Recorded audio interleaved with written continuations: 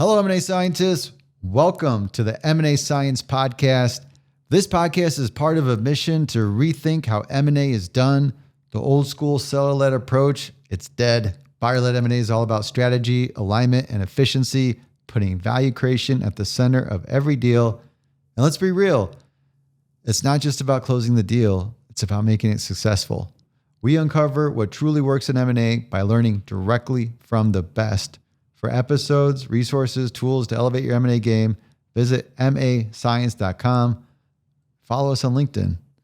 If you find this content useful, don't forget to leave us a review on your favorite podcast app so others can find us too. I'm your host, Kison Patel, founder and CEO at Deal Room and chief scientist at M&A Science. Joining me today is Jon Dhanawade, a PE M&A partner at Mayer Brown and an adjunct professor at Northwestern Law. Jon has extensive experience advising private equity funds, sovereign and sovereign-backed investors, their portfolio companies, and other public and private companies on how to structure, negotiate, and execute high-stakes domestic and international transactions, including mergers and acquisitions, divestitures, leveraged buyouts, joint ventures, recapitalizations, corporate restructuring, and various forms of equity investments, including preferred equity investments. Jonathan also provides his client with strategic counsel on a range of general corporate matters and employment and incentive equity related arrangements. He basically does it all. In today's episode, we're going to explore how to be an effective deal lawyer, managing legal risk in transactions, and the evolving landscape of private equity M&A.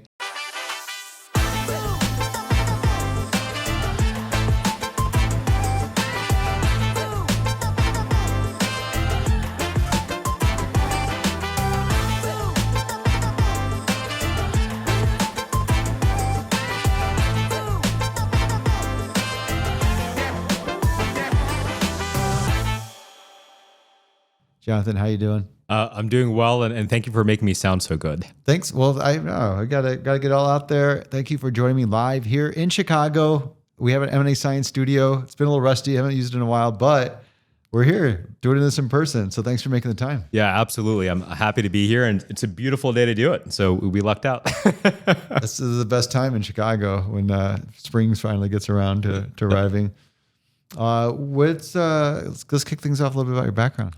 Sure. So as you mentioned, I'm a private equity partner at Mayer Brown here in Chicago. And my practice focuses on all the things you mentioned. It's sort of interesting. It's evolved over time. What it means to be a private equity attorney years and years ago used to be just doing leveraged buyouts. They used to be really popular, different market environment. And over the past couple of years, the market has changed. We have a little bit more of the U word, uncertainty.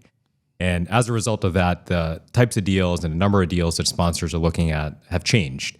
And so a lot of what I spend my time now doing are co-investments, preferred equity investments, LP investments, back leverage structures up top at the fund level. And it's been interesting to be a part of sort of that evolution of investment types that sponsors are interested in. Yeah, I was going to be excited to have the conversation because you do touch a lot of different varieties of deals. The adjunct professor, what do you teach? I teach a course on private equity transactions at Northwestern, and I went to law school at Northwestern. So for me, it was a coming home of a kind where I went there many years ago, and it was remarkable. My background is I'm a first generation immigrant, so I showed up there, and I don't have any lawyers in my family, first and foremost. So I showed up, and I had this image, and maybe I should back up and tell you why I went to law school because I think it'll all sort of fit in. All right. I'm a bronze level Indian, which is kind of, gold star Indian is someone who's a doctor, which my parents wanted me to be. I very quickly realized I had no science bone in my body. And silver medal is an engineer, also not the best at math. And so, I went for sort of the bronze medal going to law school. And the reason that it all started with mock trial in high school where I had a psychology professor. He started a mock trial team for the first time in my high school, and he said, "Hey, Jon, you should come out and do this." Now, of course, I'm not a trial lawyer and I'm not a litigator, but it created that interest in sort of reading and writing and debating and crafting arguments, and that's how I ended up in law school. And I got to Northwestern, and the first year of law school is all geared towards litigation. A lot of those classes don't really translate to what transactional lawyers do. And I started to have a feeling that I'd made somewhat of a mistake. But the nice thing is in the second and third year, you can start to take, corporate classes. And one of the classes I took was an M&A one taught by, at the time, a partner at Kirkland & Ellis. And that sort of got my brain thinking about a different type of practice. And what I wanted to do, and the reason I teach this class now at Northwestern, is I think about how ill-prepared I was when I started at a law firm coming out of law school, where I really lacked a lot of the basic foundational knowledge and skills that are required to be a successful transactional attorney. And my goal and my objective in teaching this class is to say, hey, if you're interested in private equity transactional work, then hopefully this class sets you up on the right foot. So when you join a firm, you know a little bit more than what I did when I started about over a decade ago at this point. That's actually a good point, because a lot of people I talk to that are getting into a legal program, they are not familiar with any just corporate law in general, specifically M&A. Right. And then I think it's a good thing to expose them to it. Well, I remember, by the way, looking at law firm websites when I was thinking about what type of attorney I wanted to be, and I'd look at like capital markets, finance, M&A. And at the time, I vividly remember thinking they all kind of sound the same. So how do you differentiate it as a law student who hasn't been exposed to any of those things, right? And part of the objective of this course is, hey, even if you come out of the class thinking, I don't really like it, at least you know private equity transactional work isn't for you, right? So I've at least given you that knowledge coming out of the class. Hey, if we were to like break it down real quick, because even my view, I always think there's like large strategic you could work with, and private equity, which I'd be curious to know how you would differentiate those two. And then you have a lot of things that we just described in the intro, where we talked about private credit earlier. We have all these other forms. Can we just kind of walk through that, like quick comparison of like fundamentally how your role differs in those environments? Right. No, absolutely. So I have the benefit of having started my career doing a bunch of strategic work, public company work and strategic work when I came out of law school. And part of the reason I'm a private equity attorney now is I very quickly, after about 3 years, realized that it wasn't for me. I just wasn't having fun. And the nature of the beast is you spend a lot of time doing it. You sacrifice a lot of time with your family, friends, and otherwise doing the job. So there should be some semblance of joy coming out of it. And I realized I just wasn't having fun. So I'm writing down private equity is easier. Is that the big difference? I think strategic work is a little bit different because, number one, I think there are deals on the strategic side that move quickly, but private equity in comparison across the board, I know it's an overgeneralization, but those deals do move on balance a lot faster than strategic deals. Number two, your clients are really business folks. So at least on the strategic deals I worked on and my peers who focus on strategic deals work on, you have a host of clients internally at these large companies, right? Some of which are lawyers, some of which are business folks, and obviously corporate development individuals. In a PE context, a lot of times the people who I interface with the most, including funds that have a legal function, are deal professionals. Stated otherwise, the people who I'm corresponding with are people who are laser focused day in and day out on how to complete an objective, the objective being closing a deal. And what that means is your day-to-day looks very different because you're focused exclusively on the items that matter from a commercial standpoint to get the deal done, which is why the deals a lot of times can move relatively quickly compared to their strategic counterparts. The other difference, not across the board, but because PE deals can look very different, is a lot of these are private deals. And so assuming you're under the HSR threshold, you can move relatively quickly and documentation can look very, very different, particularly if you have a simultaneous deal.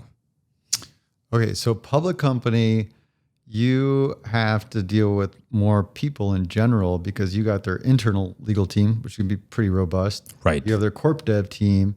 You're probably dealing with different functions that have their own legal sort of perspective and interest. And then you got like regulatory components. Yes. You got to file HSA, for example. And well, that's a key part of it, public reporting requirements. If it's a public company, I remember early in my career thinking about, okay, well, we've signed this transaction. We're all exhausted. We've done the deal documentation. Then you have to worry about an 8K the next morning before the markets get going. In a private context, it's not a concern, right? You get through the deal, you focus on the deal, and you may have regulatory approvals along the way, HSR or other regulatory ones, state agencies and otherwise, but it just looks a bit different. Okay, I'm adding reporting. And then private equity, you're more straightforward. You're dealing with deal people. I think a lot of them, they end up becoming very pragmatic about doing M&A. They sort of have specialized consultants to come in, That's come right. out. That's right. So, okay, that helps to understand the difference.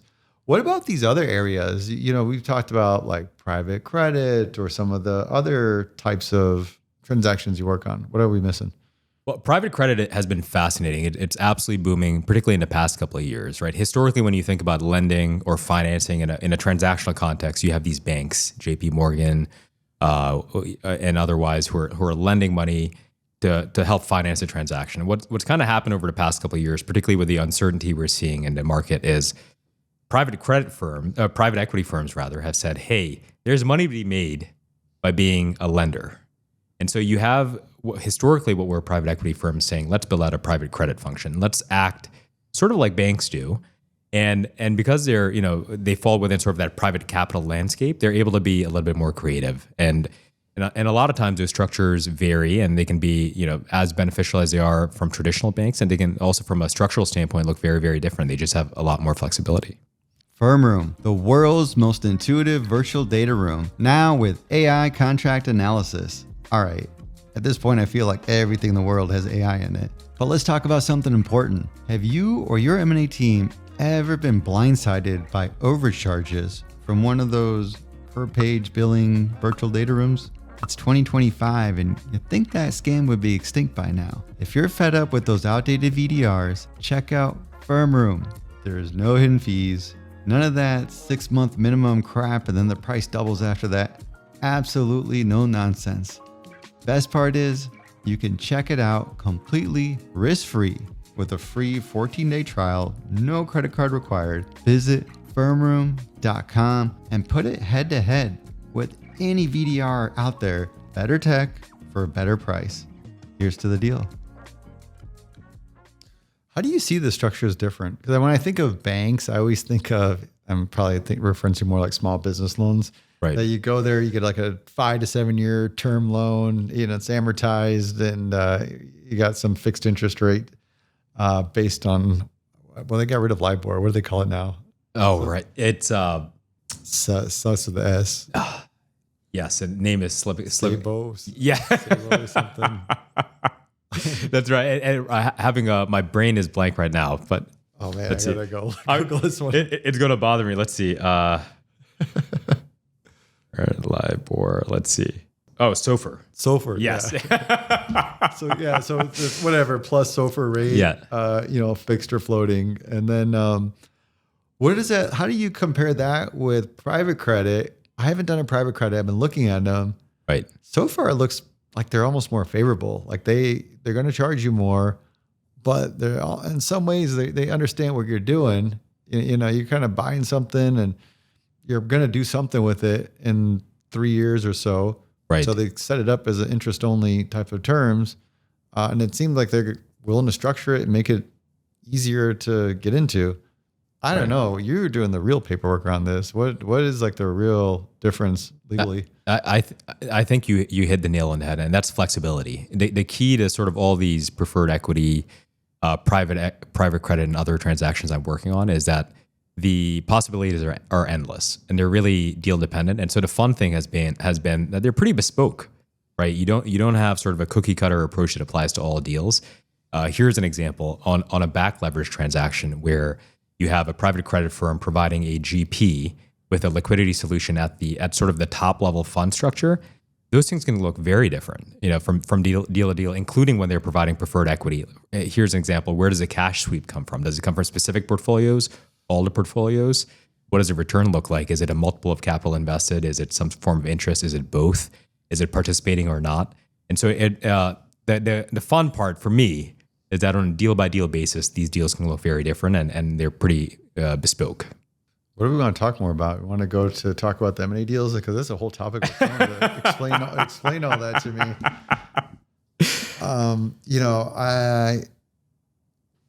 I want to talk more about the PE stuff because I've done a lot of interviews on the corporate side, and I think we sort of described it that there are more counterparties involved. I think a big piece of why you end up doing more work on those deals is because so much hinges around how the company's going to get integrated. Yes. So you're going to have like an HR person in there and they're like, we're not going to do an asset deal. We're going Right. to do a stock deal because we have people in all these different countries and we're not going to mess around with the HR or deal with visas or any of that stuff. Right. And then all of a sudden you got pressure to do that while the tax person's like, hey, we're trying to. So like, I get that, there is like a lot of, different interests that you're trying to balance on that. Cause like I just inherit, you have more people involved. And like I said, there's just factors of like how this company's going to get integrated. That's going to impact things in general. I don't know the private equity side as much. Like, can you walk me through what does that look like? Like, who are your main stakeholders? What is the big interest and how do you sort of align strategically with the private equity firm to best serve them? It starts with communication, right? Which it sounds so simple, but in practice so hard, right? Because when a deal comes in, there's a little bit of inertia built in. You start to think about, okay, we have an LOI, we have a deal. How do we structure it? Let's move to paperwork as quickly as possible. There are, of course, timing constraints. What I always try to do is kind of take a step back and think about what is the objective of the transaction, right? What are we actually trying to do? If it's a platform acquisition, meaning a private equity firm is going to go out and acquire a company in a space in which it doesn't otherwise have an investment or another portfolio company, that's a bit easier because you're starting from scratch. You have new owners coming in, acquiring a company, and a lot of times you may replace management, but the infrastructure is there. I think what's a lot more interesting at times is when you have add-on transactions, inorganic growth. So you have a portfolio company that's going out and buying another company in an adjacent space or a supplemental space. And there it looks a lot like a strategic deal because you have a company with operations, with people, with infrastructure, and it's looking to acquire another company. Now, if you, in either case, whether it's a stock deal or an asset deal, the key word is integration, right? If you're acquiring assets, what does that mean? Okay, you're really, a lot of times it's people, property, leases, contracts. How do you assimilate all of that, if not day one, pretty quickly after acquisition, to ensure that that transaction is in fact synergistic and adds to growth of the existing company? If it's an equity deal where you acquire a company and from a legal standpoint it's a standalone company, you still have that same question, right? How are you over time ensuring that operations work together and mesh together in a way that help you sort of obtain your investment objective in terms of why you looked at that company in the first place? And the answer to all of that again is ensuring that you're communicating with the HR, benefits, insurance, accounting professionals who are both advising on the deal team and who already have that function internally at the company. And here's an example. When you acquire a company, sometimes when it's an add-on transaction of the kind I required, maybe there's a benefits covenant, which people sometimes gloss over. And what the covenant says is, hey, buyer, with an X amount of time after the closing, you will hire all our employees and you'll give them sort of, similar benefits to what they currently have. And most buyers will look at it and say, okay, some version of that's probably fine. But here's a question. If you have an existing company with existing benefit plans, how do your benefit plans, how do your insurance plans, how do they compare to what they have? Are they different? Are they better? Are they worse? Can you actually comply with that covenant? If the covenant says, hey, you're going to hire these people day one, can you actually do that? Can your HR folks onboard them? What if it's mid-month? What if it's immediately after a payroll cycle?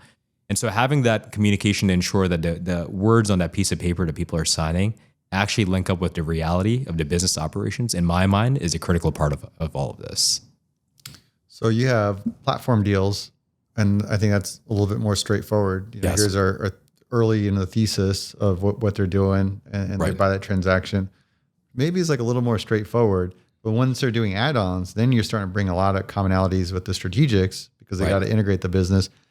Is it as comprehensive as a strategic? Because when I talk to any of the strategics, I mean, there's a big emphasis on integration, especially if they've done some reps. Right. Where PEs aren't as known as integrating as well. I think that's starting to change. It's sort of interesting you say that because one trend that we didn't talk about that I've seen over the past couple of years and absolutely right now is last year. So there was a slight uptick in investments and a slight uptick in exits. So we stopped sort of our 2-year slide. Fundraising is still, the number of funds that closed was down year over year. But what that means is that LPs aren't getting their money back at a faster clip, and funds are slower to deploy capital that they have. Yep. And so in that interim period of uncertainty, they're making some of the investments that we talked about, different forms of alternative investments, let's call it that. But the other thing that they're doing is looking internally, portfolio enhancement and portfolio refinement. So there's an enhanced focus on, hey, we have this asset, and right now there may be a mismatch between valuations from the buy and sell side, which is making it such that we're going to hang on to it for a little bit more time. How can we ensure that it continues to grow, either at its existing level or at an enhanced level? And part of that is integration, right? Like, how can we ensure that this asset continues to be accretive to the overall business, such that even though we're not exiting it now, we can at a multiple in the future? They hire consulting firms. Right. Every PE firm's secret weapon. Right That's there. right. Can we talk about structure? So if you're like a large strategic, I mean, you're just flat out buying these companies a lot of times in cash, and maybe you're putting some kind of earnout in there as well, Right. to bridge a valuation gap. On these private equity deals, they got a lot more varieties, and I'm just curious what you've seen, because I'm looking at small deals right now, and I'm looking at, I want the owner to hold some note because it's way cheaper than private capital. Right.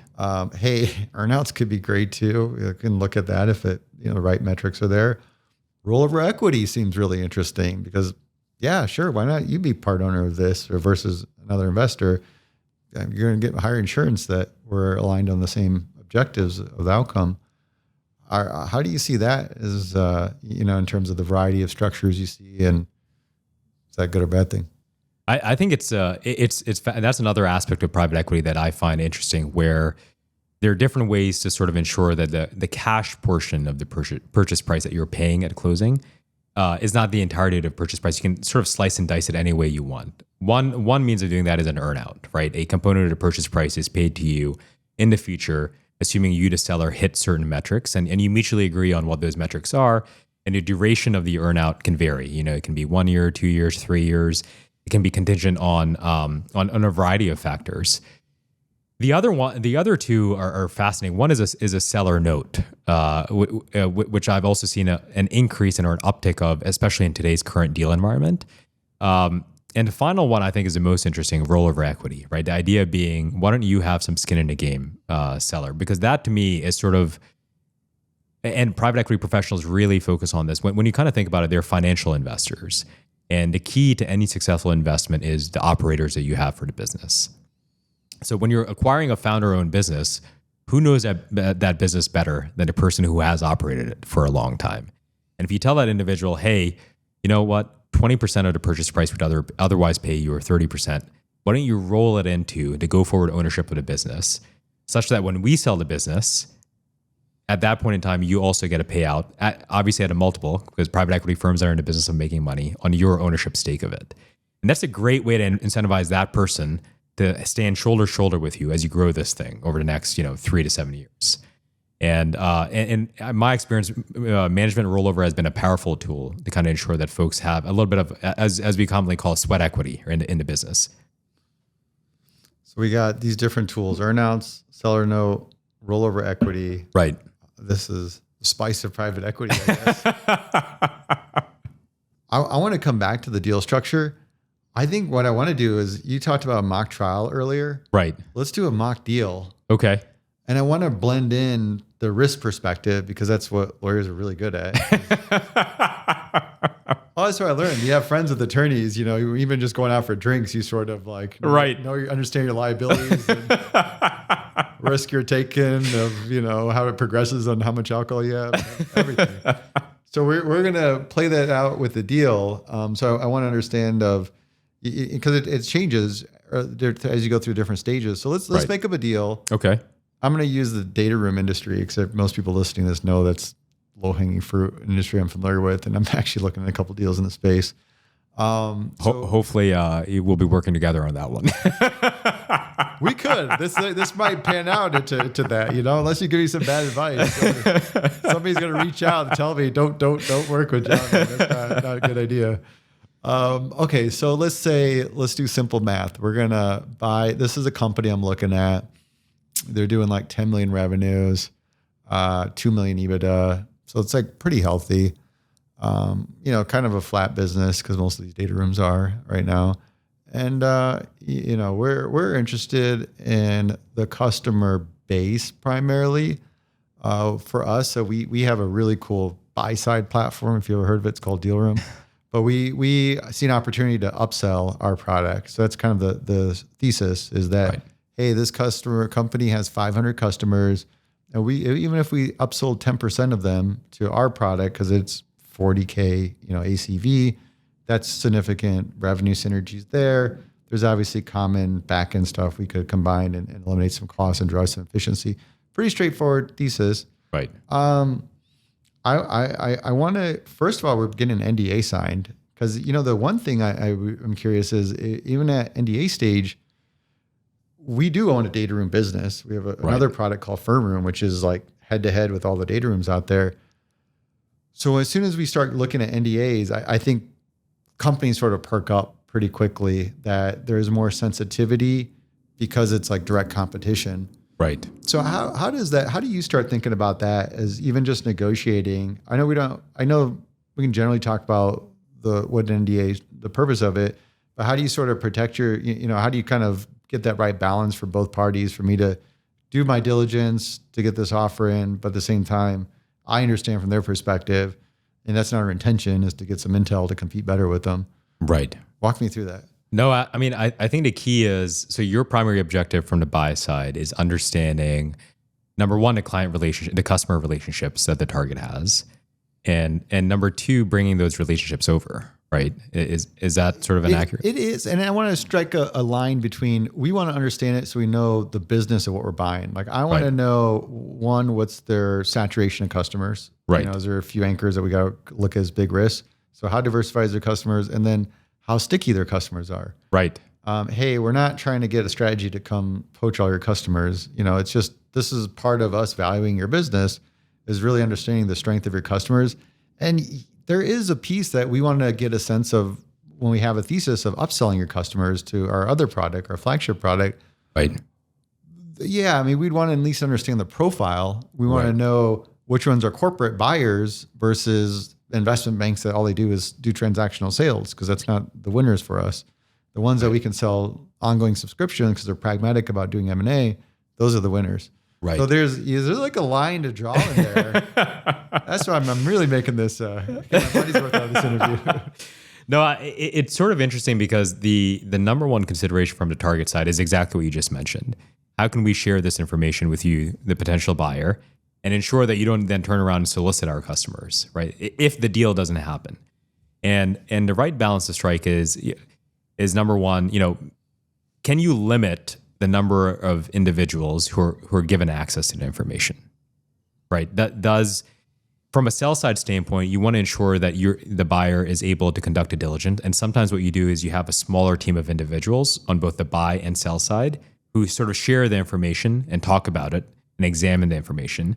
So you can limit the pool of people who have access to the information and are able to sort of examine it on the buy side. That's one. The second is, and this is probably the easy one, non-solicitive business relationships and executives at the target, right? The worst outcome for the target would be letting you into the hen house, sharing all this information with you. Maybe, 3, 4, 5, 6 weeks later, you say, you know what, we're not interested. We don't have conviction about this investment. And then day one, you turn around and start soliciting those customers because you've had the ability to kind of investigate. So how do they protect against that? Having some form of a non-solicit in the NDA that says, hey, we're going to share this information with you. Maybe we share it with a subset of folks on your side, maybe just even your attorneys, right? Maybe a subset of folks. But for a period of time, if the deal falls apart, you can't then turn around and solicit our number one, our employees, and number two, our relationships. So limit who's got access to the information, and then a non-solicit. Right. Which would be a key clause that you want to have in there. That's right. That's right. Anything else that would be key things that I'm wondering, even just from are there things from a buyer's perspective? I guess buyers, like you get in there and just get all the information you can.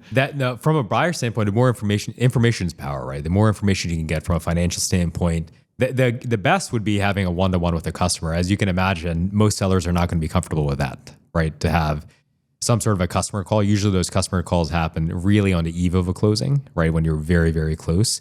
But how can you get as close to that? How can you limit that information gap as much as possible? Part of that is financials. Part of that is looking at contracts.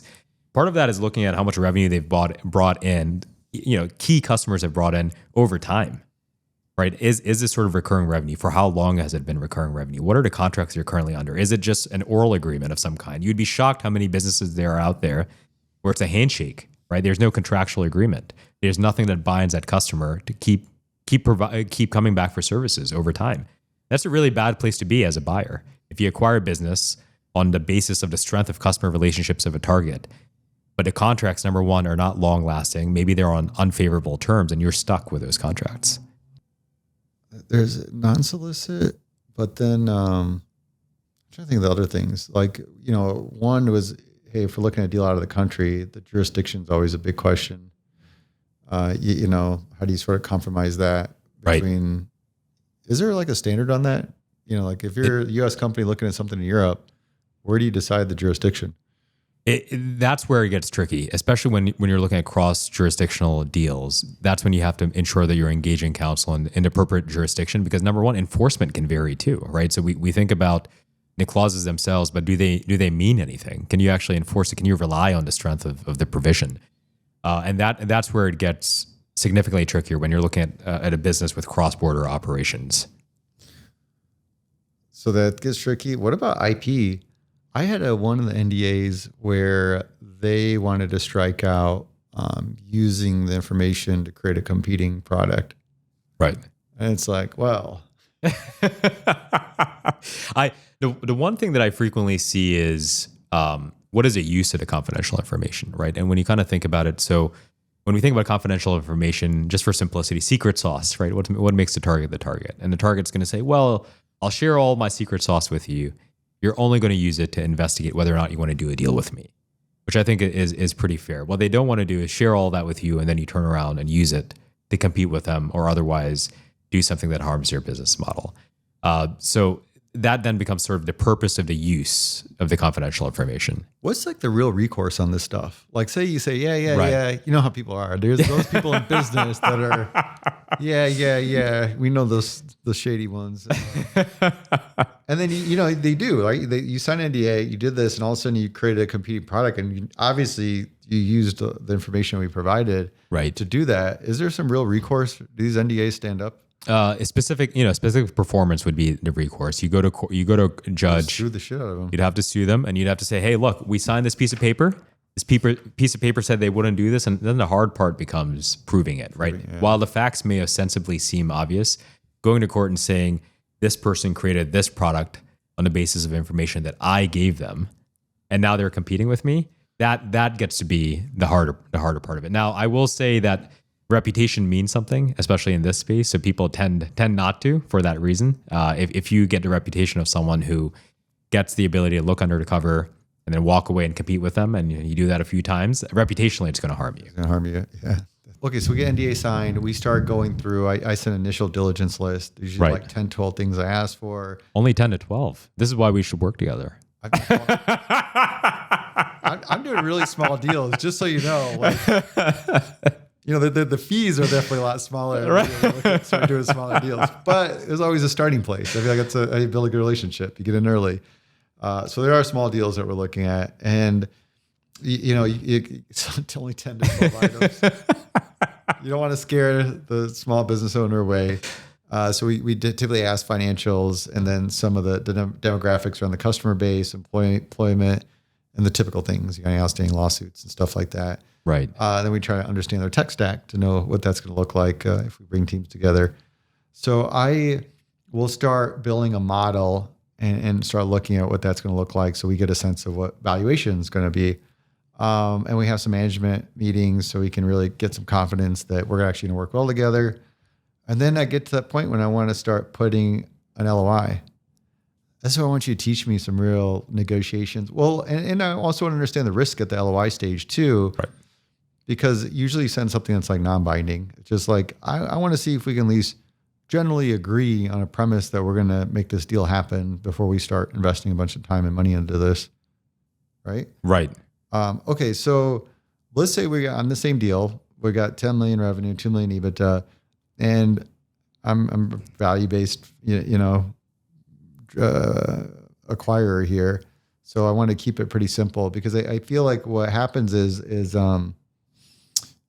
there's flexibility. It's not direct. It's not like, hey, I'm coming in to buy all cash, right? As a smaller company, privately held, I want to preserve as much cash as possible. Right. So I can go out and I can shop private credit. If the seller wants all cash offer, I can shop private credit, and it's going to be high interest. I'm going to pay anywhere from 12 to 16% interest and whatever the warrants in there. So in that case, I'm going to be more conservative when I offer. I'm probably going to offer like 4x EBITDA, let's say $8 million. Right. Now, if the seller is willing to hold some paper and I'm getting a more favorable interest term, 5-7%, whatever it is over 4 or 5 years, I'm very much more favorable. I'm happier, more confidence, means I'll pay more. Right. Is there some rollover equity component, also more favorable, or earnout? Right. And then with those things, kind of knowing that this person's kind of bought in with me, I would likely push that up to 5x EBITDA and say, okay, I'm willing to spend 10 million. Right. Coach me, like teach me how I should sort of structure things. Like, do I kind of start off low, then, kind of come back with some of these things? Do I sort of offer multiple options on the table and be like, hey, let's choose your adventure here? Do I kind of sit down and really think about what my preferred is and push that way? And how do I forecast of like what their counter move is? Because everybody always counters no matter what. Nobody accepts the first offer. Right. Coach me, like teach me as somebody first time putting an LOI in, how should I think about really structuring this deal? It's sort of interesting because the worst place you can be is having agreed to something at the LOI stage, notwithstanding the fact that it's non-binding. You start to work on documentation. You start doing more diligence. That's the normal way you do it. You dig in a bit deeper after you have an LOI. Mm-hmm. You then realize the business has issues that you hadn't previously identified, which go to price. And then you cut the price. And I've seen that happen time and again. That's a really tough place to be. And so the number one thing I would say is build in some flexibility in the LOI, right? You can say that here's our valuation subject to certain assumptions. And you should lay out those assumptions. And really good PE firms do a nice job of that. Hey, we will pay you X or some multiple of X, or we're valuing your business at X, but it's on the basis of this.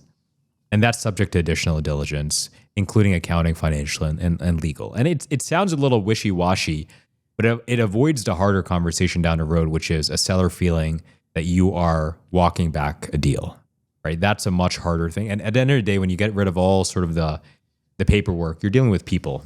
And if someone's lost their trust in you because they feel like you're backing out of a deal that they thought you had made, it makes executing that deal much, much harder. So I like that. So here I can start thinking about the terms, which I'm a deal guy, so that's why I probably jump on that right away. Right. But I like how you want to frame it with contingent on, right? Us sort of, we're building it around these assumptions that your Q of E is like good. You're going to have some solid quality of earnings. We're not going to see some surprises there, that there's some revenue that wasn't reported the right way. Well, even taking your example, right, where the customers are important and you think you can upsell some of them, can be, hey, it's based on the assumption that based on what you've provided to us so far, this is what the revenue has looked like over sort of, past 12 months or so, or a longer period of time. And this is what we expect it to be going into the future. And we expect that, these 3 top customers stick around for amount of time. Okay, can you give me an example of that? Like, because I want to get a sense. There's locking in, I've seen that where I've looked at a deal and it was 3 customers represented 70% of their revenue. And it's like, wow. So then I'd 100% want to have a contingency that, hey, these customers renew a contract with us. No, absolutely. And in businesses where I've worked on, where the concentration of customers is limited to a handful of customers, the deal is contingent on revised contracts being in place with those customers from and after the closing. Stated otherwise, before you get to signed, executed paperwork that's binding on the buyer from and after the closing, you have to have revised contracts with those customers in place, and usually long-term ones, right, to ensure that the investment is worth it. Yep. It's good to protect yourself there. Absolutely. In this case, if I had a thesis that was, assuming, because I was saying, hey, we're going to upsell 10%, I would want to assume that 25% of their customers are corporate clients. Right. Right. Right. So I could almost, and they told me that 25% is customers, but I would add that in is that this is subject to, the 25% of your customers are corporate clients. And you know what? It's sort of interesting. If the seller pushes back on it, the natural reaction there is tell me why. Because if they have sort of said to you, hey, don't worry, that's true, then it would strike me as, it would be a cause for concern if they're pushing back on something that they'd otherwise identified as being true. If there's something in the roadmap, like they had a really cool AI thing they were building, and we know we need their CTO locked in and committed, I might have that subject to, retention of your CTO. In fact, I was working on a deal earlier today, large companies acquiring a startup, and it's an AI-based startup. But the key to the acquisition are the people, and really two people. And so the entire premise is, hey, from an offer to closing, for a period of 90 days, a transitional period, these individuals are going to coach up our folks. We've identified 10 people. They're going to coach them. They're going to train them to use your product, the AI product that we're acquiring. And the closing won't even happen unless those two individuals enter into long-standing employment agreements and some equity agreements.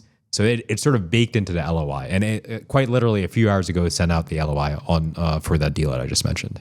So those are common things. I can have my assumptions around what I expect the finance to look like, certain things around the customers, certain things around employment retention. That's right. Any other things that you see as pretty common that you'd want to put in there? Not all PE firms do this, but I do think two other things are important is ideally I know people don't want to incur legal fees sort of at the LOI stage, but at least with the relationships I've built with PE firms, they feel comfortable calling me and knowing that, hey, at least Jon will give us a look over to ensure that there are no real issues. Two things that have popped up. One is structurally. If you're telling someone that you're going to do an asset deal or an equity deal, it really behooves you to have a conversation with your attorney to ensure that that's feasible and gives you sort of the end goal that you're trying to achieve. And number two, that you're setting it up from an indemnity standpoint or from a seller obligation standpoint that protects you, because those two things can become real sticking points. If there's a real tax consequence to the seller later on down the road, or tax consequence, even worse, to you as a buyer that you hadn't contemplated down the road, or you've identified issues that are massive issues, but your LOI says it's, let's say, a walkaway deal with no indemnification, that again puts you in a fork in the road where you have to have these really tough conversations where the seller said, well, that's not actually the deal we agreed on, a few months ago. And that's when emotions start to rise. So it's better to have some caveats for those things or dig in with the help of your counsel or your accountants at the LOI stage, and you can do it efficiently. And I do it all the time. And I'll give you an example. I was representing a mid-market fund, and they have a really well-run sort of construction fire alarm business, and they're looking to expand their footprint across the Midwest, and they were interested in a business based in one of the Midwestern states. And they had kind of pushed forward with an LOI, pretty fully baked, but they know me by now, and they called me right before they signed. And I looked at it and I said, okay, let me, one thing I do is let me just look up this company. And I looked it up, and I had an associate run a few searches, just easy searches. Come to find out, a few years ago, a predecessor to that company had filed for bankruptcy. And that had not been disclosed to my client. And then sort of the founder started another business, and there's some legacy risks associated with it. And I'm oversimplifying at a high level, not to disclose sort of facts from sort of the deal. But fast forward about a week later, the client, as a result of the issues we identified because of the call that they made to me, said, you know what?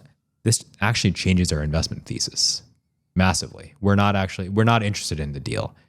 And I never want to be or have the reputation of someone who doesn't help. I think lawyers should help facilitate commercial plans and processes. But the key MD at the firm actually called me after the fact and said, thanks for helping me for making a big mistake. Yeah. Because it was actually a massive issue. That's a tough one. It's like, yeah. And you don't want to find that out 30 days into diligence. I know. That's way more expensive and painful. And I don't blame them, because none of this had popped up on their end. And that's why I'm there. And it just gets harder and harder to walk away from a deal the more right you get. Well, there's a bit of inertia, right? You've gone to your investment committee, you have stuck your neck out there, you sold them on an investment thesis, you sold them on a company, you're really excited about it, you've gotten to know the owners, you've made all these visits to the site, you're excited, and you start. There's a buzz created, and the idea there is as you start to identify issues, you try to minimize it. It's human nature to minimize it because you've built up this idea that we're going to acquire this company. So sometimes it's a lot easier to say, you know what, this is probably not the right move for us at the early stages. It gets increasingly harder the further down you go. I guess there's like a structure component that you may want to think about, right? Which from the tax perspective, asset, stock sale. And then what was the other one? Oh, indemnification obligations, which not all private equity firms do it, but some of my favorite clients do, where they take one of two approaches. One, they lay out their preferred indemnification structure in the LOI itself.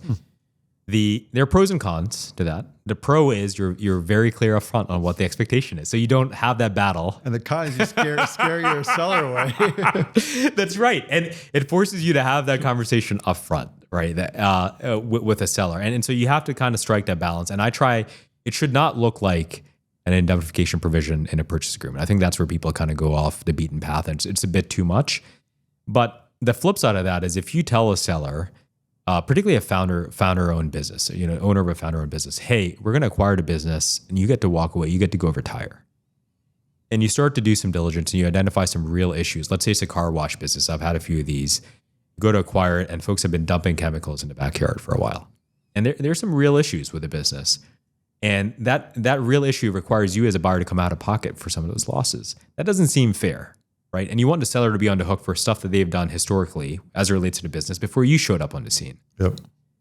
There should be some concept of that in the LOI. Otherwise, the seller is going to say, well, you told me, look, I'm in my mid 60s and I thought I was retiring and going to Florida. Now you're telling me of the $2 million you're going to give me, you're only going to give me $500,000. That doesn't feel like, it doesn't feel like the right deal. That's where it gets tough. What about like other things? I feel like when it comes to the wire, you start bickering about like the working capital adjustments and things like that. Working capital is always a tough. So far we've talked about sort of high level purchase price components, but the real meat and potatoes is the business sort of operating in the way that you've represented to us. And once you start digging in on the QOV and net working capital and how far back you're looking for purpose of establishing a peg, those are always tough conversations to have with people. But this just naturally have to happen later. Because I feel like otherwise you're front loading way too much. Yes. And the net working capital conversation has to, the way I've seen clients kind of cut it is they agree at the LOI stage that there may be a purchase price adjustment escrow and they just kind of leave it at that. Like high level, there'll be a reasonable, mutually agreed upon purchase price adjustment escrow, and a mutually agreed upon purchase price net working capital target. And so I do think the balance is not being too into weeds that you scare away a prospective target, not being so high level that you forget to identify an issue that may become a bigger issue down the road. Can we go back to the negotiating the deal, like the raw meat terms? Because everybody's like me, they just look at the purchase price. So now we kind of, I gave you my range, right? Like 4 to 5x, right? We're kind of between 8 and 10 million. So, it's almost like, hey, look at the purchase price, but then there's like, structured this way. Right. And I wanted to use those different tools. And we could make it funny because I want to know like how you'd use each one. And I also want to learn like, what's the market kind of range that you typically see? So there's obviously cash. Right. Which if I have cash, I have cash. Or I'd go get the private credit, good old private credit market, and just like, boom, I have that expensive cash. So I have that. So it either comes from me, cash. And then there's a bucket for the seller note. Right. Which is cash later. I view it as, cash now and then cash later, your seller note. Cash, yeah, it is cash later. So I'm going to be paying you over a period of time with interest, which I like. So it's like you're going to get that money. You're just going to get it later. Right. And then there's the other bucket with the earnout, which is similar but different. And I think maybe we can talk between a little bit of the difference between those two because it is like payments paid later, but I'm going to hold you on the hook to certain milestones, which I think doesn't end up well. We'll talk more about that because I'm curious your perspective. And then there's rollover equity, which it seems like more and more interesting that when I start seeing those as opportunities to bring in folks to sort of go for the ride too. No, absolutely. And rollover equity to me is it's sort of interesting because it kind of depends on who the seller is, right? If they are sort of advanced in their career where they don't contemplate doing what they're doing for much longer, then the concept of not getting cash at the time that they close and instead getting an instrument of security for which the payment may not be made for 3, 4, 5 or longer years because obviously you're going to get liquidated at the time that the private equity sponsor sells the company in the future. That may not be as attractive to someone who's towards the tail end of their career.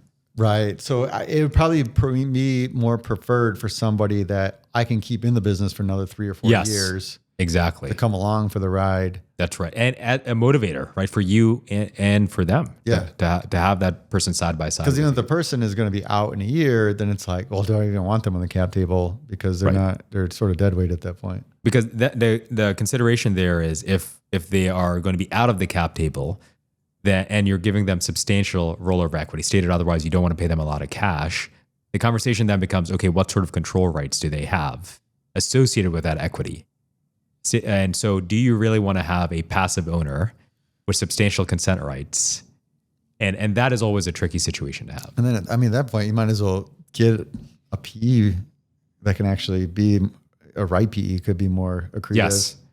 Yes, absolutely. And I've seen that happen a ton, right? Where folks have said, you know what, the right way to do this is maybe a club deal. We put in 70% of the cash, another sponsor comes in for 30%. Maybe that's a better way to do it. And then we just give the cash to the seller. Right. Okay. So I'll sort of look at that thinking a couple deals here. I kind of have a mix. I have one that would probably make sense. Actually, the other one, we got some fun deals to talk about where you want to get rid of the whole management team just proactively. Like any of them. In that circumstance, you definitely don't want rollover equity. And right? then I got the other one that wants to retire in a year. And then the other one I think will play long, but I feel like there's more dating to do to know if it's the right fit. Right. Because if you're in a rollover equity, sounds like you should have high confidence that this is just like a PE partner, a real partner that you want to live with. And if it's not, if it's a person who's leaving in a year, one solution is an earnout that you pay them in a year, at the time of contemplated retirement, but it's contingent on hitting some transitional goals and metrics over the course of that 1 year. So you've seen that earnouts as short as 1 year. Right. Just saying, hey, I want to make sure you're doing a good. What would be examples of milestones to have in that short period? You'd set up key transitional metrics. Let's say, what's a good example? Let's take the data room business, and let's say it's just utilizing. Let's say there's certain tools built into the data room that you're acquiring that you'd like to ensure that your team knows how to properly utilize effectively within 6 weeks. Maybe that's one example. And I'm thinking of the deal for which I signed an LOI earlier today, where the idea was we want these handful of people on our team to know how to utilize this AI technology within 6 weeks. And not just use it, but to use it fluently. And so, of course, the key legal term is in the reasonable discretion of the buyer, right? Ability to use this tool and is up to speed in the reasonable discretion of the buyer. So we really build on what are those key things that need to happen. In this case, it's a 1 year transition. If we had that more partnership alignment for long term, like, hey, we want this person for 3 or 4 years, then we may stretch that earnout for a longer period. Yes. And it'd be based on totally different other milestones. It would have to be, right? It would be. It could be integrating technology together. It could be revenue type of goals. Finding someone else. Let's say the person's a CTO. Finding someone helping attract and train their replacement. Maybe that could be train a replacement to your reasonable satisfaction. I would generally prefer to do a seller note. Right. Just to make it so straightforward. So how do you use seller notes? Do you look for, instead of balloon payments, do you look for sort of payments at set intervals over time? Is that how you? I'm used to, more of a conventional amortized, I'd want it a little longer, like a 5 year. Yes. But you see everything I've seen on private credit sell interest only with a big balloon payment. That's right. That's right. In this market, there's so much money floating around. It's like, somebody at some point will either redo that debt again and keep an interest payment going forward, or you swap it out for equity. I ask because that's what I'm more commonly used to seeing is some sort of an interest, accrual of interest, right? Which is picked over time, and then a balloon payment at the end of it. That being said, there are exceptions, and I have had deals where a seller note is cash pay.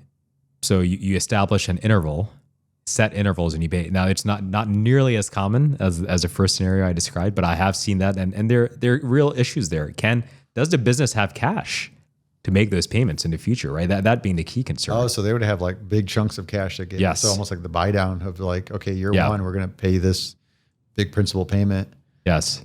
Versus, and then, is that obviously you'd have to ensure you get a basket in your senior facility. And it's tough to even amortize the note now. Like back in the day when valuations used to make sense, right? you could do that. You could be like, hey, hold this 5-year note, like finance 80% of this. And we're good. You're going to have a great, healthy note. You got confidence I'm going to pay it. Like, this is a win-win. Nowadays, it's like, that's, the interest only at the high interest rate sort of, it makes more sense to do versus having something that's, amortized with directly the seller. And if I was representing the seller in that circumstance, that's where you do a little bit of reverse diligence, right? Like, are you confident in the fact that you're going to get this payout in the future on the time period you expected to get paid out, or is it going to be a situation where that the note needs to be restructured or may need to be restructured at some point? Got to give them a high level of confidence. That's right. And I've had that happen over the past couple of years, unfortunately, too, where portfolio companies are undergoing restructurings, out of court restructuring specifically. And in those situations, you have to examine the indebtedness of those portfolio companies, some of which are notes, some of which are to true traditional third party lenders. And those are painful conversations to have. What I mean, do you look at the financials like, hey, this is like a 2-to-1 debt ratio coverage? Like seems like it's pretty healthy. Right. Part of it is also looking at the reputation of a sponsor, right? Because ultimately, when you kind of think about it, who is the sponsor who is acquiring that business, and what have their portfolio companies look like, and have they been in a situation like this before? And if they were, how did they address it? It takes a little bit more diligence on the sell side, but it's an important investigation to undertake. So I kind of figure out the path we're going based on the scenario of like what makes sense in the structure. Obviously I want to deleverage the risk and get the right balance that works for both of us.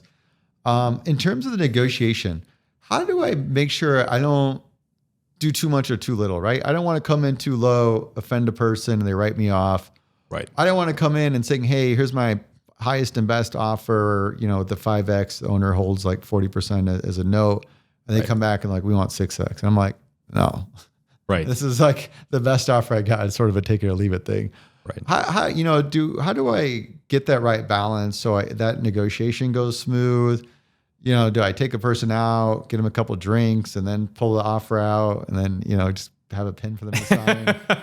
Like what's like the best way to make that as smooth as possible? It's funny because sort of just by happenstance, my career is kind of woven over the years, woven through various industries. Over the past couple of years, a lot have been into HVAC space. And I only bring that up because they're businesses that are truly people driven for people, right? And the one thing I've seen sponsors, especially the ones I work with, do really well is focus on the individuals. So before they get to a point in time where they're talking about purchase price and what a consideration looks like, they've really gotten to know the sellers really well. And that is getting in the same room with them. That's going to their place of business. It's getting to know their interests. And by the time the purchase price conversation comes around, you're talking to someone who you know really well. They're a friend. They're your friend. It's a lot harder if, you get an offer out of the blue from Joe Schmo and he says, hey, this is the best offer I have. It's probably easier to write that person off if the offer doesn't fit what you're looking for. But if someone has spent 2-3 months with you and we've come to your place of employment 6 or 7 times and taken out to dinner a few times, and you've talked about interest, maybe you've gone to a few games, and they've shown real interest in the business, and they've shown you that they want to grow the business, and they show you why they care about it, and then they give you an offer, I think that's just a different conversation. And the reality is, in any M&A transaction, sellers are going to want more, and the buyers are going to want to pay less. And I don't think you ever get away from that sort of that balance. But the way you balance it out the best way is getting to know people and spending the requisite amount of time with them. I think it's the best advice. It's tried and true, and it should stay at top of mind as I work on or for company's first deal. And it's particularly true, I think, for their first deal, because I tell this to young associates all the time, because when you're working on a deal and you're a junior associate, disclosure schedules and diligence are the bane of your existence. And sometimes when you're working with founder-owned business founders, you're explaining to people who have a full-time job, hey, you have to disclose all this stuff on all these schedules as an exception to the reps or as responsive to the reps. And sometimes associates get annoyed with that, right? They're like, oh, this is taking longer than it should. I'm up late at night. This person's sending me, one-off comments. And I say, for a moment, just take a step back and think. This is a seminal moment in this person's life. They've worked on this business for sometimes a decade, sometimes longer than a decade. It's been in the family. And this is a big payout for them. This may be the most important point in their life. Think about it through those lens. And then approach the task on hand. And I think it'll give you a different perspective. That's almost the same view of being the counterparty too, right? And building that relationship. But you're so right. It is. I had I'm looking at 2 deals and I'm struggling with that because one deal I'm going down that path and I'm taking the time to build a relationship because it's a proprietary deal. The other one has an advisor. It's not an auction, but it's still represented and they're still soliciting offers and doing like a semi sort of targeted process, which I don't like. Because they're gatekeeping. They're literally, they're kind of throwing the fence up, right? Instead of, they're taking the founder off the CCC, threads, and it's like, go talk to us, and then we'll set up another call with them, and it's like, well, why? This is already a turnoff. This is like hard to. I got to go through your parents to go on a date type of thing. It's not fun, right? No, it makes it hard. It's sort of funny because that brings me to another point, which is choose your advisors carefully.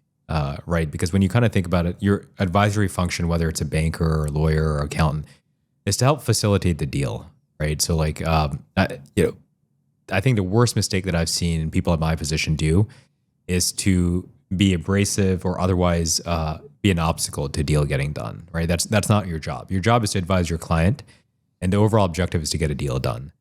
And you advise your client of the risk and liabilities along the way, of course, but don't get in the way of a deal getting done. Yeah, that's a really good point. Something to communicate with them, and I think they mean well. I just got to get them to understand. I need to have 6-7 visits, get some dinner, go see a game together. It takes time, but that's how mid-market and lower mid-market PE firms have been doing it successfully for a very long time. And I think that's one of the deals I need to focus on is the ones I can play a little longer on. I mean, I got a little bit of that. You probably seen I just a little impatient and want to get deals done, but I think I got to draw it out and really. It's almost like you want to grade your relationship to know that you have high confidence in the relationship. Yes. To sort of have that confidence in the foundation of doing the deal. And then the rest of the stuff will actually flow a lot easier. And that's the key difference between sort of what you were describing, a proprietary deal, which is really requires some relationship building over time. You've sourced it through a relationship-based channel versus an auction process, right? That's come in here, who's the highest bidder. I don't think I'm ever going to buy things from auction. And you're going to continually get pushed for best terms, and then one person gets picked. Yeah, that's true. What would you do in the situation where you have the advisor, they're pushing to get some early terms on the table? I want to build a relationship. They want to know, like, is this worth investing our time? Because they want to see the early terms. Right. What would you do in that situation? I'd almost want to. It's tough. I mean, I guess it's. I think the way I might approach it is maybe almost back into how you arrive at those terms. Okay, so they're pushing you for terms. I assume they're economic terms is what you're referring to, right? Yeah, what are you going to pay us? And I think you sort of level with them and you say, look, I would like to provide you with those terms now, but to do that, I need a little bit more information. Some is specific to the target, financial and otherwise, which we can diligence. Some of that is getting to know the seller, right? And in the absence of that, I can't get you the information you need. I understand why you need it. But to get there, and we have the same objective to get there, I need to be able to do X, Y, right? I think that's the way I would frame it. And frankly, if at that point in time they continue to push back, then that to me is a red flag as a buyer, right? Because that advisor is sort of serving exactly what I said as an obstacle to getting the deal done. Yeah, I might be able to go back and say, hey, look, I'm really interested in doing the deal, but there is even a VP of engineering brought up, like there's big cultural differences between our engineering team. It's like, I can't really move forward until we really have a level of confidence in how that's going to play out, which is relationship with the management team and the leadership team. Which is fair, right? And frankly, I would think that a seller where certain employees are going to get assimilated into the go-forward business would share that same concern, right? I would hope that they would want that same objective to play out. Yeah, cool. Let's talk about diligence.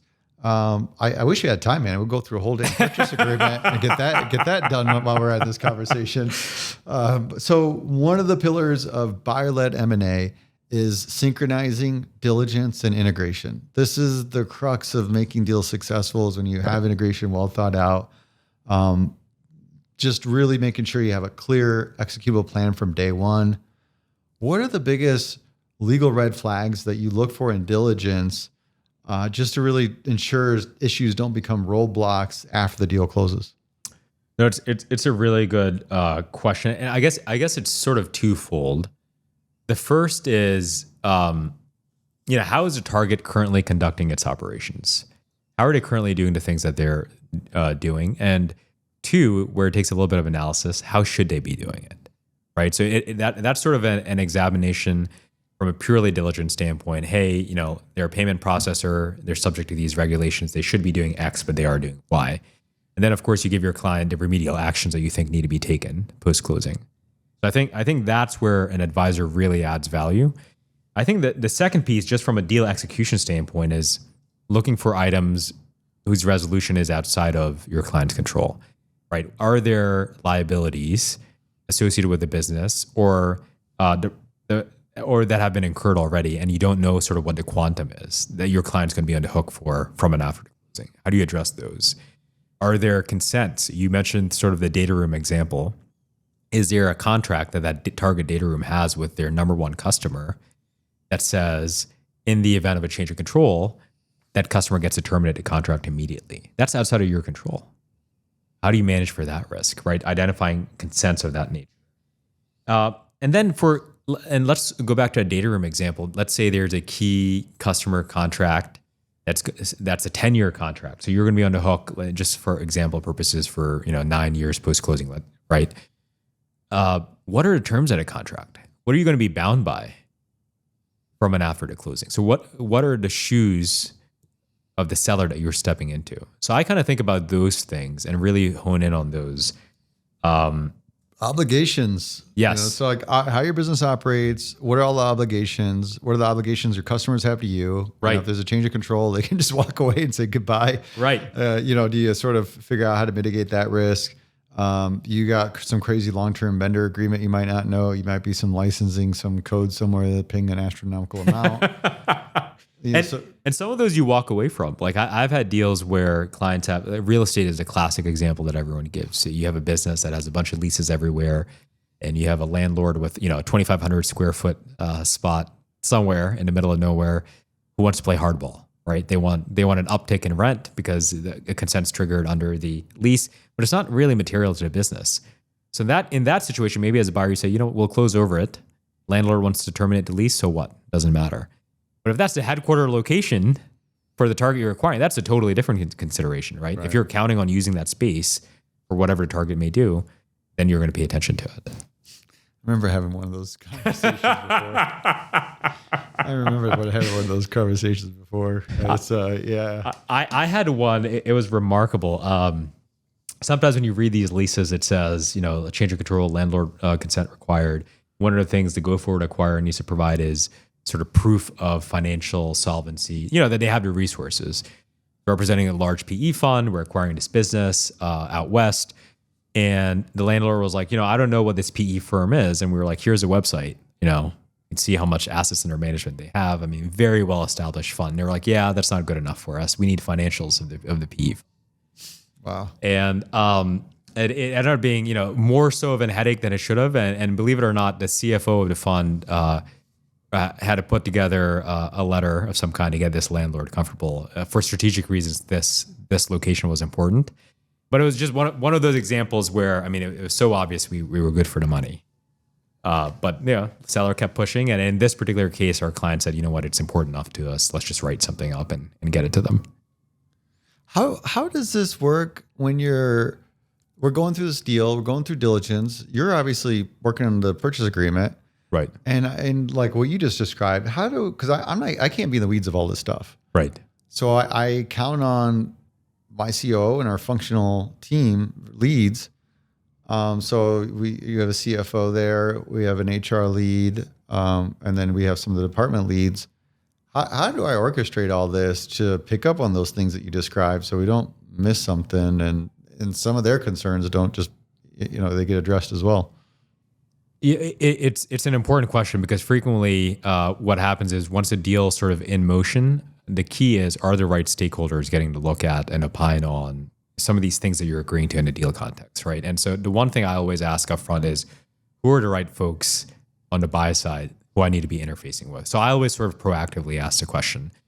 And then number two, making sure that you get them, ensure that they have an opportunity to look at the right, not just agreements, but even schedules, right? We've talked about disclosure schedules and otherwise. Ensure that people are getting eyes on it, have an opportunity to look at it before the train is sort of left a station. So I always focus on ensuring that the right people get eyes on it. And the second is, so I put the onus on myself, number one, to ask the question and socialize the information.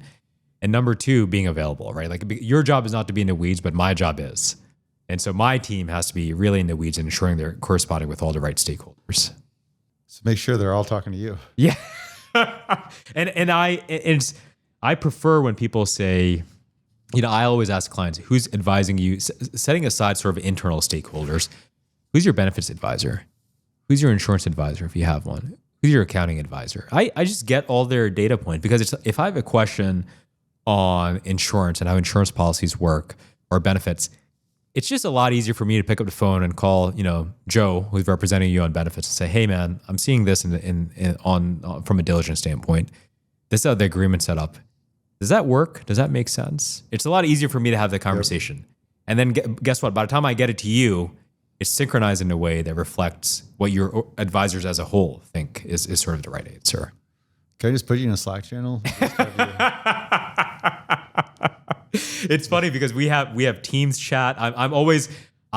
When I started practicing, no one texted or did, it was always very formal. And now I have, at least internally, I made it super informal. Text me, send me a Slack, send me a Teams chat, call me on my cell. People are scared to call people. I believe in calling people. You have a question, pick up the phone and call someone, right? Awesome. It's the easiest way to do it. Don't send me an email. Don't send me a treatise. Just call me. Yeah, let's keep our paper trail light. We're not working on those deals yet, but right. Do the whole deal over phone calls. Hey, so I got to ask, what are the biggest mistakes you see people make when it comes to M&A, during diligence or even early? Teach me the things not to screw up.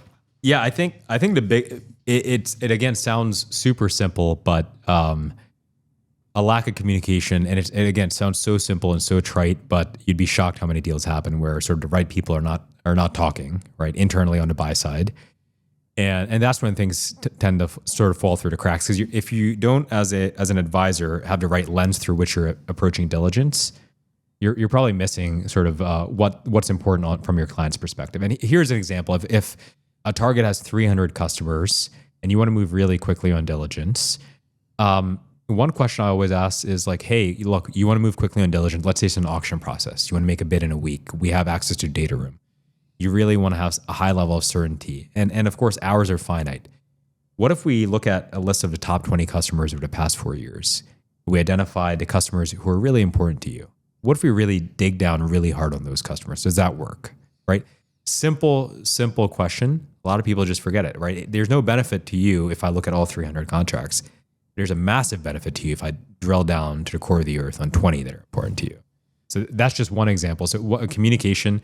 The other thing on the legal side, I think, is getting caught up in inertia, right? Like these things are hard. When it's 2 or 3 in the morning, you're working on an agreement, maybe you're on calls all day till 5. That's when you started drafting stuff. And your human nature is, I just need to get this off my plate. I need to fire off this email. I need to fire off this document, then I can go to bed. Fight that instinct. Go a little bit slower. And I actually, I prefer when people are slower, but they get it right, as opposed to moving really fast and dropping stuff. I would rather tell the client, I'm really sorry. I know we talked about you're going to have this at 5 p.m. I'm going to need an hour or two longer to make sure it's right. and I'll get it to you when it's right. Then to get it to you at 5 p.m. and then have a bunch of comments where we just miss stuff, obvious misses. And my clients know me enough to know that when I ask for a little bit more time, it's because at the time that I get you something, it's the end product you're looking for. So are you trying to save yourself some headaches over here? When I'm calling you at midnight, like, John, where the hell is this contract? Is that what we're trying to do? We decided to kind of the LOI example of like put that stuff up early. No, it's funny, and I've developed really good relationships with clients where that's sort of the relationship we have, right? They'll call me and they'll say, "Look, this is a hard ask, and we know it's a hard ask, but take the time you need to make sure it's right." Yep. And I'm usually pretty upfront about it. If I had a deal over the last summer, July 4th weekend, and sort of kind of out of nowhere accelerated to where we really wanted to close this thing for business reasons. But we were really far apart, including on fairly early stage diligence, because it kind of was sputtering for a period of time. The client called me and said, "Hey, can we close it by X date?" And you never want to say no, right? The idea is to get to yes. But it was July 4th weekend and folks were out and everything. So I had to sit down with them and say, "Why don't you give me an hour to kind of look at where we are, canvas the landscape, and I'll come back to you with a timeline that I actually think we can hit. And more importantly, we can hit it and do the job well." And I came back. It was slightly longer than what they had initially asked for. But the sellers agreed to it because guess what? They themselves weren't going to be able to sort of match the speed that the buyer wanted. And it was done right and everyone was happy and we went on our merry ways. So sometimes it's that. And sometimes, you know what? The flip of it's true too. There's a real reason to get it done and we all need to suck it up and do it. And that happens too, right? So get the right people involved in diligence and take your time. Don't miss important details. Yeah. What's the craziest thing you've seen in M&A? Man, it's a tough question. What is the? I think for me, what's always fun is when you're acquiring a founder-owned business and it's been owned by someone or it's been in your family for a period of time. They have something off to the side that's also running through the payroll of the business, and I've seen everything from. One was a fried chicken restaurant associated with a business that did absolutely nothing with it. Another guy had a large Ferrari collection. Another guy had a Ferrari collection. They ran through the business. And so you see a whole lot of things happening particularly when you have unaudited businesses, right? Founder-owned unaudited businesses. One guy had a large art collection in his office, and which was and we were like, "Hey, well. Are you going to remove it? Does it come with the business?" These seem like strange questions, but questions that pop up all the time when you're doing these deals with, again, someone who's run this business from the ground up for a very long time. Wow. I think the craziest thing is always when you don't think, similar to the story I described, you don't think a deal is going to happen or it's not happening at the pace that you thought it was going to happen. And almost overnight, get it done. It's get it done, right? This has been a fun and great conversation. I Likewise. appreciate taking time to help me become a better M&A scientist. Thank you. I appreciate the opportunity. Fellow M&A scientists, love to hear from you, especially if you've made this far. I really appreciate you listening in. I hope you learned some things. I love to get feedback on this. I know we've been diving deep on a lot of more legal topics lately. So love to hear if I'm doing a good job at that or not. And if you have some other ideas of topics I haven't covered yet, reach out to me on LinkedIn. And feedback in general, however I can get better at this, I'll take the criticism. Till next time, here's to the deal.